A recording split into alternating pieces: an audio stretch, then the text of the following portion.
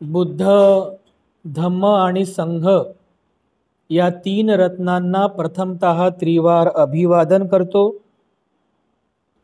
Bodhisattva doctor Babasaheb Ambedkar यांच्या समग्र धम्मक्रांतीमध्ये जीवनाच्या शेवटच्या श्वासापर्यंत समर्पित राहून आजच्या या मंगलमय प्रसंगी जळगाव या शहरामध्ये पंचशील सोसायटीमध्ये या जेतवण बुद्ध विहारात आजचा धम्मसंस्कार आपण संपन्न करीत आहोत। या धम्मसंस्काराच्या निमित्ताने माझ्या समवेत उपस्थित आपल्या सर्वांच्या परिचयाचे पूजनीय भदंत धम्मबोधीजी थेरो, आपण सर्व माता भगिनी, महिला मंडळ, उपासक उपासिका, आपल्या सर्वांप्रती मी सर्वप्रथम मंगल कामना मंगल आशीष अर्पण करतो। आपल्या सर्वांचं मंगल हो, आपल्या सर्वांप्रती अशी मंगल कामना या ठिकाणी अर्पण करतो। उपस्थितांनो, मी विशेष करून महिला मंडळाचं या ठिकाणी अभिनंदन करतो, कारण खरंच आपण सर्व महिला मंडळ उपासिका संघ अभिनंदनास पात्र आहात।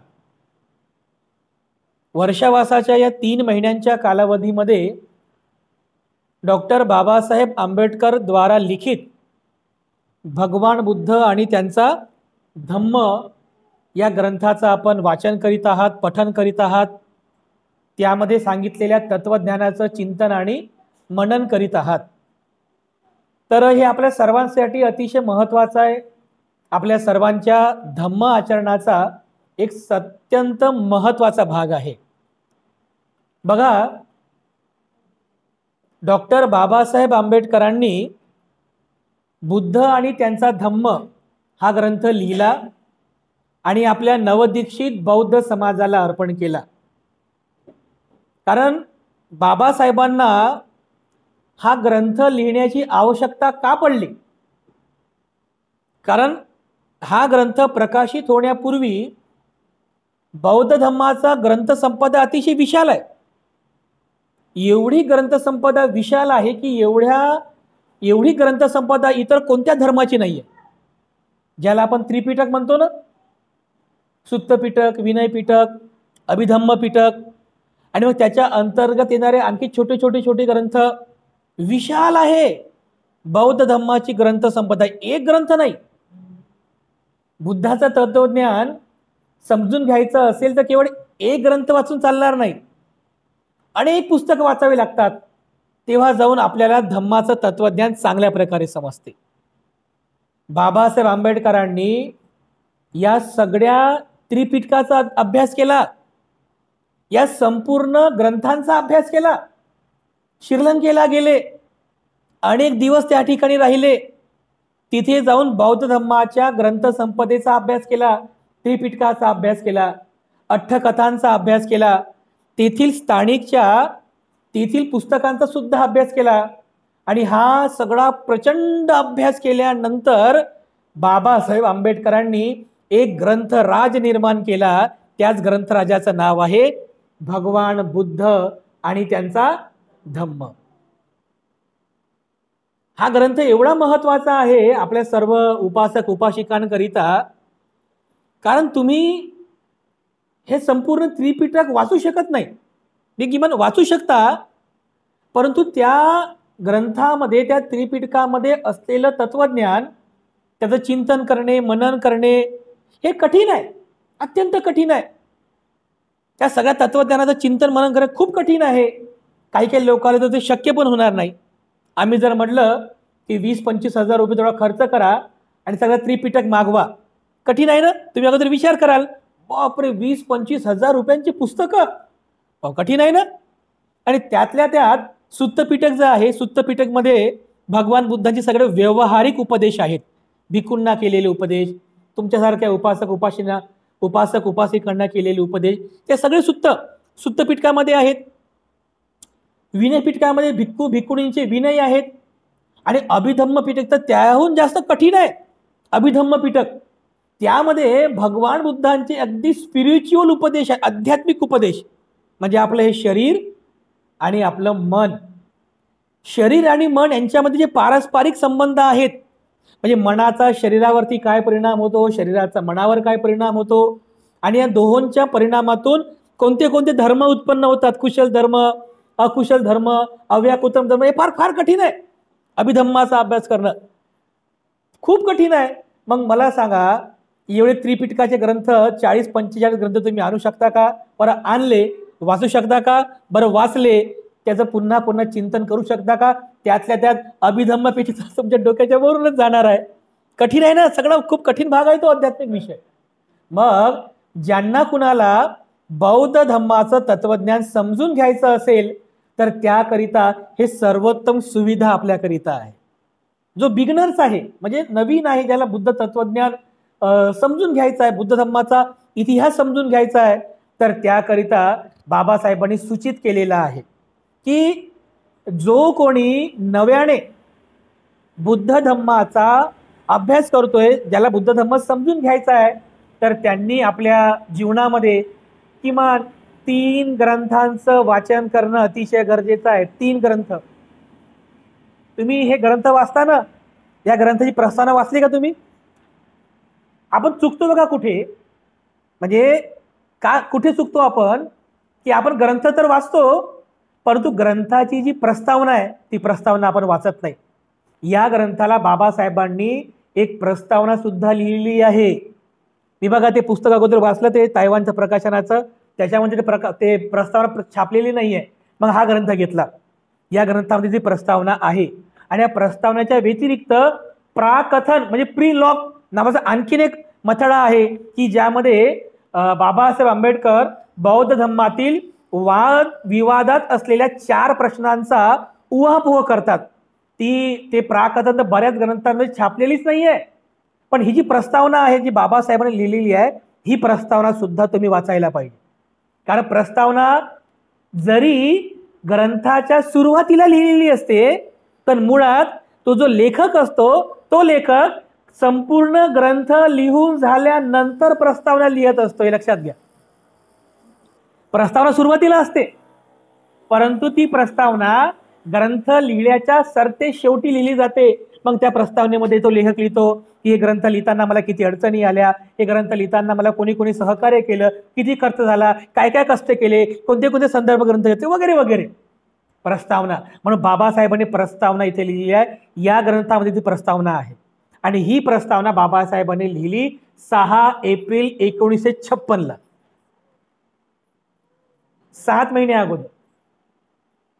6 डिसेंबरला बाबासाहेबांचं महाप्रयाण झालं, 7 महिने अगोदरच 6 एप्रिल 1956 जेव्हा बाबासाहेब आंबेडकर दिल्लीच्या 26 अलीपूर रोडच्या बंगल्यात राहत होते, तेव्हा बाबासाहेबांनी या ग्रंथाची प्रस्तावना लिहिलेली आहे. आणि या प्रस्तावनेमध्ये बाबासाहेब काय सांगतात, जसं मी तुम्हाला आज बोललो की 3 ग्रंथांचं वाचन करणं अतिशय गरजेचं आहे. जे बिगनर्स आहेत, लर्नर, जे नेमकं त्यांना बुद्ध धम्माचं तत्वज्ञान इतिहास शिकायचा आहे, तर त्यांच्यासाठी 3 ग्रंथाचं पठन वाचन करणं अतिशय महत्त्वाचं आहे. मी तुम्हाला ते 3 ग्रंथ कोणते सांगतो. हे बघा, ही प्रस्तावना आहे. या प्रस्तावनेच्या शेवटी हे बघा 6 एप्रिल 1956 ची प्रस्तावना आहे. शेवटी शेवटी बाबासाहेब आंबेडकर लिहितात, बौद्ध धर्माचे यथायोग्य आकलन होण्यासाठी मी जे 3 ग्रंथ लिहिणार आहे त्यापैकी हा एक ग्रंथ आहे. कोणता? भगवान बुद्ध आणि त्यांचा धम्म, की ज्याचं पठन वाचन आपण वर्षावासामध्ये करतो. आणखीन कोणते आहेत? अन्य 2 ग्रंथ आहेत ते खालीलप्रमाणे, बुद्ध अँड कार्ल मार्क्स. दुसरा आहे revolution and counter revolution in ancient India, म्हणजे बौद्ध धम्माची क्रांती आणि प्रतिक्रांती. हे 3 ग्रंथ आपल्याला वाचायचे आहेत. कोणते कोणते 3 ग्रंथ? हा पहिला ग्रंथ भगवान बुद्ध आणि त्यांचा धम्म, की ज्यामध्ये भगवान बुद्धांचा संपूर्ण म्हणजे जन्मापासून तर मृत्यूपर्यंतचा इतिहास आहे. बुद्ध धम्माचं जे धम्म तत्वज्ञान आहे, अधम्म सद्धम्म तत्वज्ञान आहे, सगळं याच्यामध्ये आहे, म्हणजे पूर्ण जीवनकर्मच आहे. त्यानंतर बुद्ध की कार्ल मार्क्स, मराठीमध्ये पण तो ग्रंथ आहे बरं, भाषांतरित केला, तो पण ग्रंथ वाचा. आणि तिसरा ग्रंथ कोणता आहे? प्राचीन भारतामध्ये बौद्ध धम्माची क्रांती आणि प्रतिक्रांती. हे 3 ग्रंथ सुद्धा आपण वाचायला पाहिजे. वर्षावासात पण आपण त्याचं पठन करायला पाहिजे.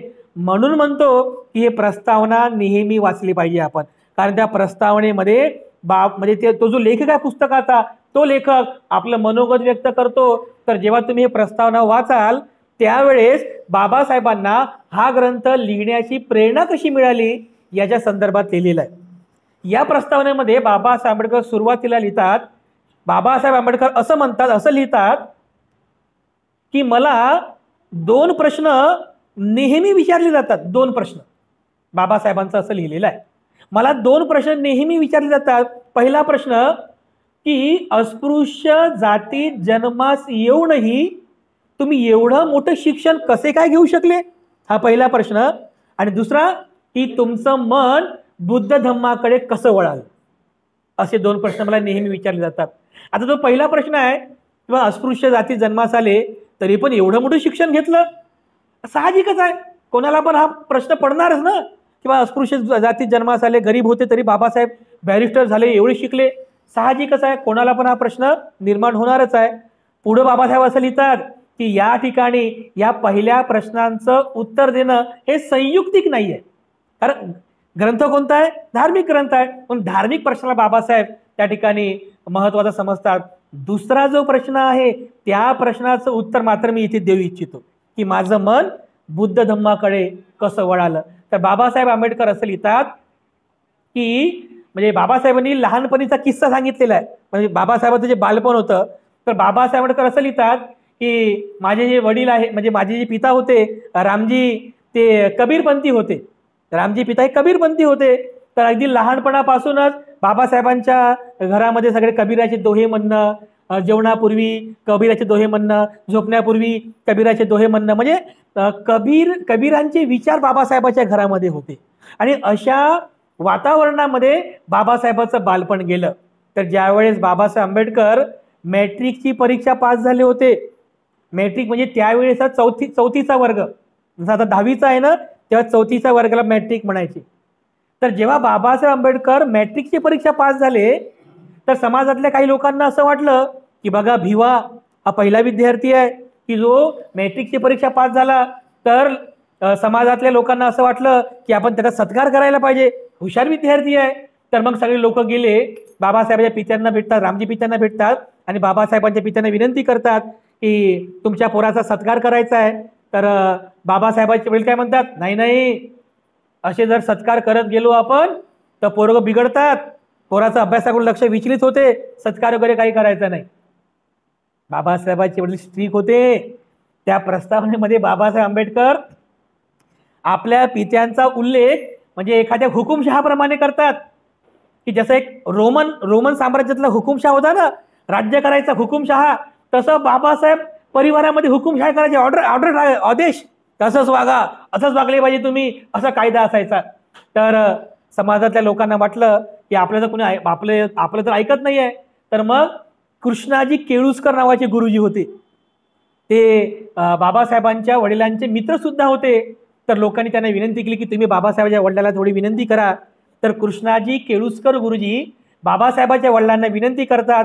सरते शेवटी बाबासाहेबांचे वडील राजी होतात आणि त्यावेळेला समाजातल्या लोकांकडून बालभिवा म्हणजे बाबासाहेबांचा मॅट्रिक परीक्षा पास केल्याच्या उत्तेजनार्थ समाजाकडून बाबासाहेबांचा सन्मान केला जातो, सत्कार केला जातो. आणि त्या सत्कार समारंभाच्या निमित्ताने कृष्णाजी केळुस्कर गुरुजींनी स्वतः लिहिलेलं बुद्धांचे चरित्र हा ग्रंथ बाबासाहेबांना भेट दिला होता.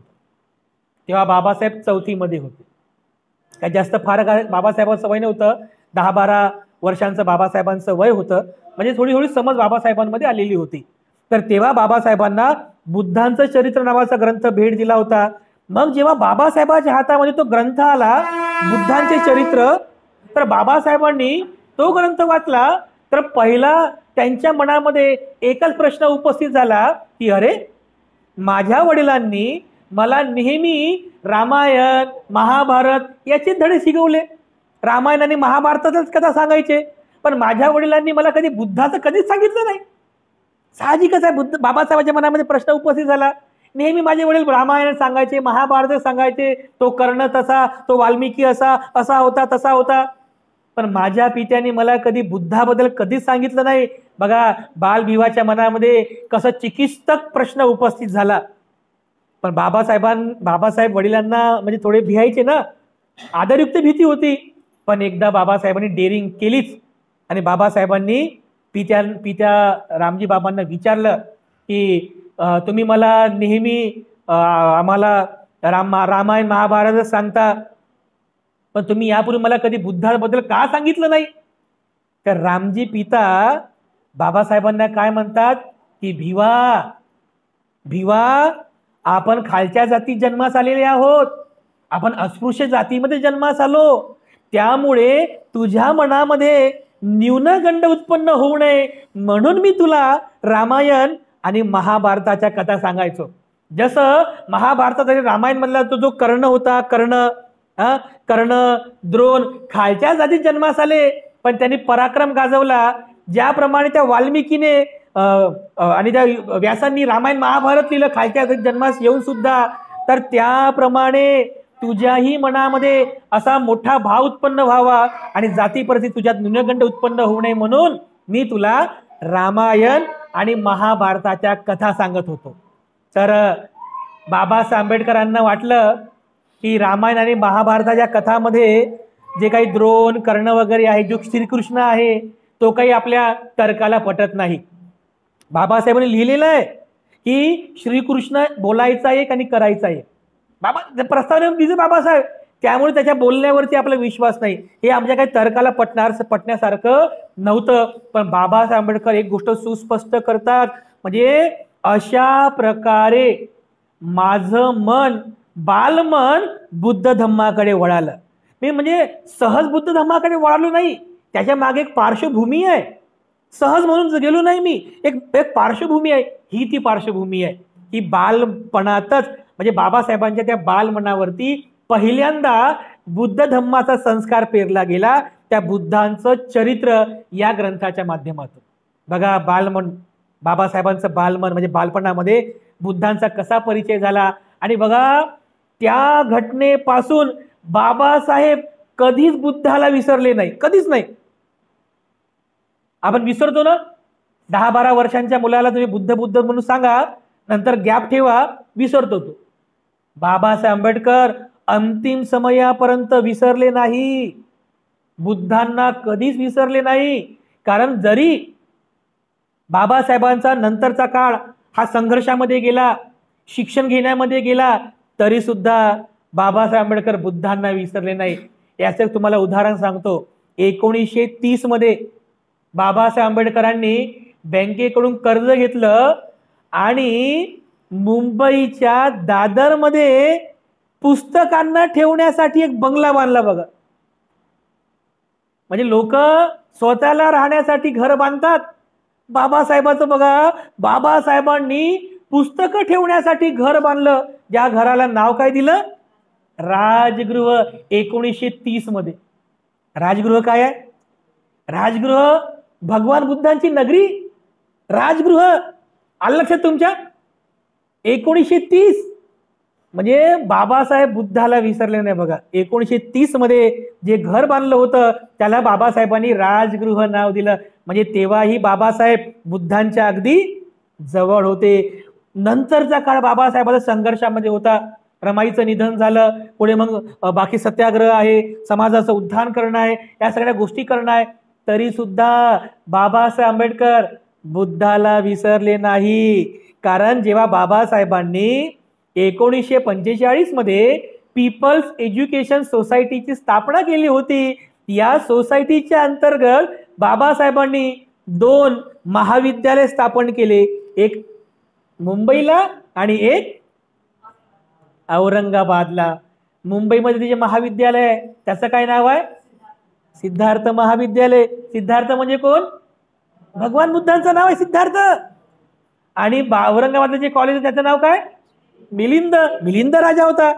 कदाचित त्यावेळेस लोकांना माहितही नसेल की सिद्धार्थ काय आणि मिलिंद काय आणि राजगृह काय, कारण लोकांना तेवढा बुद्ध धम्माचा परिचय नव्हताच. पण बाबासाहेबांना मात्र बुद्ध धम्म अगदी जवळचा होता. म्हणून बाबासाहेबाच्या प्रत्येक कृतीमध्ये तुम्हाला बुद्ध दिसेल.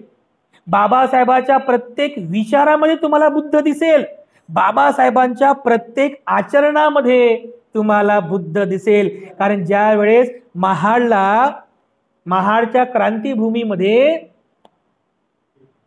त्या असामाजिक तत्वांनी आपल्या लोकांवरती हल्ले केले, तर आपली लोक जेव्हा लाठ्या काठ्या घेऊन उभे राहतात, बाबासाहेब तुम्ही फक्त सांगा हो, लाठ्या काठ्याने आम्ही त्यांचं डोकं फोडू. बाबासाहेब काय म्हणतात, नाही नाही, रागाने राग शांत होत नाही, भांडणाने भांडण शांत होत नाही, शांत राहा तुम्ही, असं करू नका, हिंसा करू नका. का म्हणतात बाबासाहेब असं?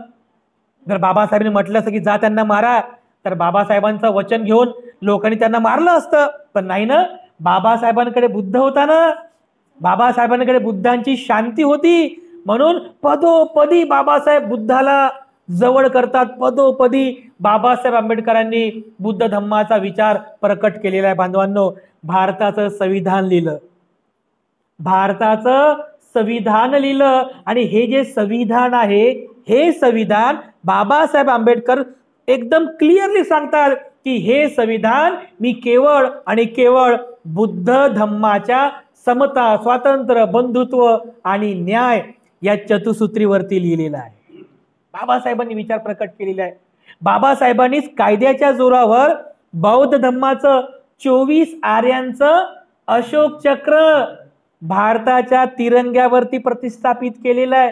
हे सगळं कधी घडलं? 1956च्या अगोदर आहे. 14 ऑक्टोबर 1956च्या अगोदरच्या सगळ्या गोष्टी आहेत. अशोक चक्र भारताच्या तिरंग्यावर प्रतिष्ठापित केलं.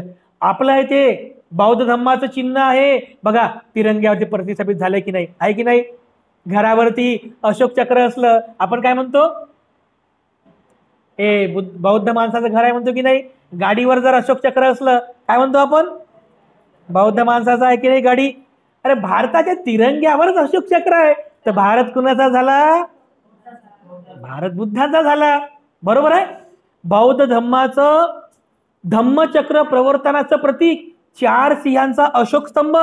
ओ, बाबासाहेबांनी भारताची राजमुद्रा बनवली. अशोक स्तंभ आहे का इथे? नाही ना, इथे ठेवायला पाहिजे अशोक स्तंभ सुद्धा. भारताची राजमुद्रा आहे, कारण अशोक स्तंभ आपलं चिन्ह आहे, बौद्ध धम्माचं चिन्ह आहे. म्हणून मी नेहमी सांगतो की आपल्या पूजेच्या ठिकाणी अशोक स्तंभ सुद्धा असला पाहिजे, कारण दुसरं कोणी ठेवणार नाही अशोक स्तंभ, कारण त्यांचं नाही ना ते, पण ते बौद्ध धम्माचं आहे, आपलं आहे. धम्मचक्र प्रवर्तनाचं सारनाथमध्ये निर्माण केले ते प्रतीक आहे. बाबासाहेबांनी ते अशोक स्तंभ भारताची राजमुद्रा बनवली. बघा किती काम केलं बाबासाहेबांनी. हे सगळं बाबासाहेबांनी करून ठेवलेलं आहे. बाबासाहेबांनी हे सगळं जे आहे, हे सगळं बाबासाहेबांनी 14 ऑक्टोबर 1956च्या अगोदर केलेलं आहे. एवढंच काय, यशवंत आंबेडकर यांचं लग्न सुद्धा बौद्ध धम्माच्या पद्धतीने संपन्न झालं. मला 1952 का 53 ची गोष्ट आहे, बौद्ध धम्माच्या पद्धतीने झालेलं आहे.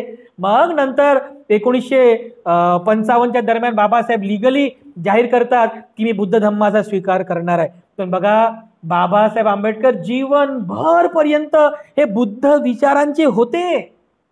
14 ऑक्टोबरला बाबासाहेब फक्त जस्ट औपचारिक बौद्ध झाले होते, पण बाबासाहेब ऑलरेडी विचाराने बौद्ध होते. हे त्यांच्या तुम्हाला जीवन कार्यातून तुमच्या लक्षात येईल. एक गोष्ट तुम्हाला अजून सांगतो, 14 ऑक्टोबरला बाबासाहेब बौद्ध झाले, पण अगदी एका दिवसांपूर्वी 13 ऑक्टोबरला नागपूरमध्ये श्याम हॉटेलमध्ये बाबासाहेब थांबलेले असताना वामन गोडबोलेचे चिटणीस वगैरे सगळे तिथे जमलेले आहेत. उद्याच्या कार्यक्रमाची तयारी, पूर्वनियोजन त्यांना सांगत आहेत.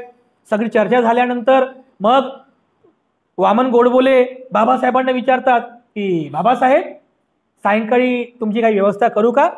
सायंकाळी तुम्ही काही खाणार का?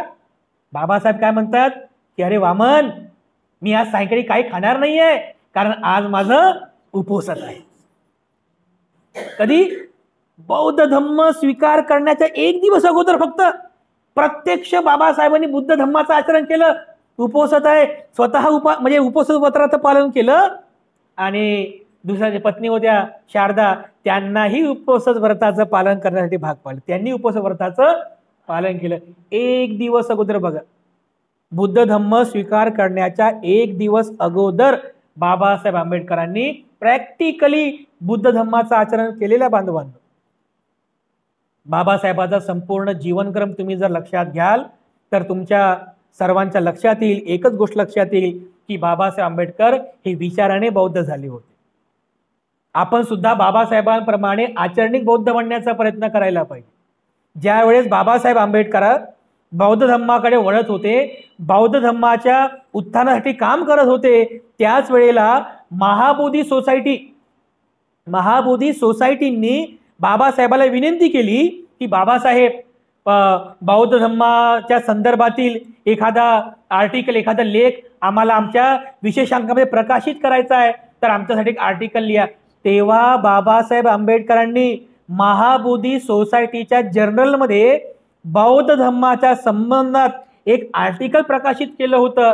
तेव्हा बाबासाहेबांना असं वाटलं की आपला जो समाज आहे हा समाज एक तर अशिक्षित आहे, शिक्षण नाही आहे, आपल्या समाजाकडे शिक्षण नाही, शिक्षण कमी असल्यामुळे आपल्या समाजाला, या नवदीक्षित लोकांना बुद्ध धम्म जर समजून सांगायचा असेल तर एवढा अगाध, अमर्याद महासमुद्रासारखा हा बौद्ध धम्माची ग्रंथसंपदा आपले लोक वाचू शकणार नाही. म्हणून बाबासाहेब आंबेडकरांनी संपूर्ण त्रिपिटकाचं अध्ययन करून, जशी हे सर चाळणी असते ना, असं चाळून जे जे महत्वाचं आहे त्या सगळ्या गोष्टी संग्रहित केल्या आणि अतिशय सुव्यवस्थित पद्धतीने बुद्ध आणि त्यांचा धम्म हा ग्रंथ बाबासाहेबांनी लिहिलेला आहे. हा ग्रंथ म्हणजे ग्रंथराज आहे, चाळणी आहे बौद्ध धम्माची. म्हणून या ग्रंथाला अनुसरूनच आपण बुद्ध धम्म समजून घेतला पाहिजे. कारण बांधवांनो, हा ग्रंथ लिहित असताना बाबासाहेबांना खूप कष्ट करावे लागले.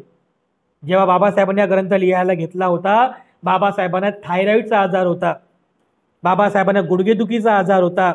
बाबासाहेब ते 18 तास बसले होते ना अभ्यासाला, तर बाबासाहेबांची कंबर सुद्धा बाबासाहेबांची दुखायची. बाबासाहेबांना शुगर सुद्धा होतं. तर या प्रस्तावनेच्या शेवटी बघा, तुम्ही प्रस्तावना नक्की वाचा. या प्रस्तावनेच्या शेवटी बाबासाहेबांनी काय लिहिलं बघा, लक्षपूर्वक ऐका बघा. या ग्रंथाची रचना करण्याचे काम मी हाती घेतले तेव्हा मी आजारी होतो. अद्यापही मी आजारीच आहे. हे कधी म्हणतायत? 6 एप्रिल जेव्हा प्रस्तावना लिहिली. अद्यापही मी आजारीच आहे. या 5 वर्षात माझ्या प्रकृतीत बरेच चढ उतार झाले.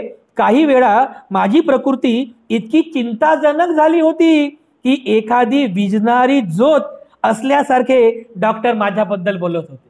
विझणारी ज्योत कधीही विझू शकते, म्हणजे बाबासाहेब कधीही मरू शकतात. विझणारी ज्योत, डॉक्टर लोक म्हणायचे बाबासाहेबांना, ही विझत चाललेली ज्योत पुन्हा पेटली ती माझी पत्नी डॉक्टर मालवणकर यांच्या वैद्यकीय सेवेमुळे. कोणामुळे? बाबासाहेब आपल्या पत्नीबद्दल कृतज्ञता व्यक्त करतात.